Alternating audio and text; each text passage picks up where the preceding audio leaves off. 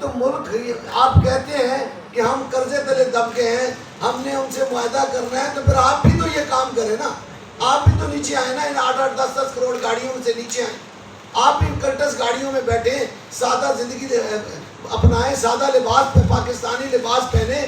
کیا ضرورت ہے ہمیں 5-5 10-10 لاکھ کے سوٹ پہننے کی؟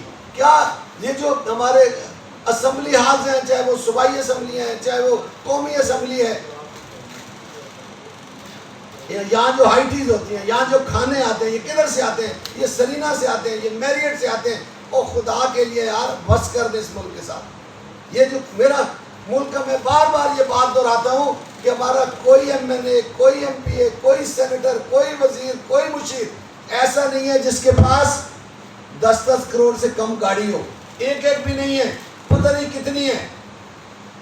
محسن جگنو نے بڑا خوبصورت کہا، جو اسی حکومت کا حصہ رہی، ابھی بھی ہیں یا نہیں مجھے نہیں پتا، انہوں نے میڈیا پہ آ کر کہا کہ ہم ظلم یہ کرتے ہیں ملک کے ساتھ کہ جو پیسے ہم مانگ کے لاتے ہیں، جو ہم قرضہ لاتے ہیں 20-22% کے سود کے اوپر، وہ ہم آپس میں بانٹ لیتے ہیں۔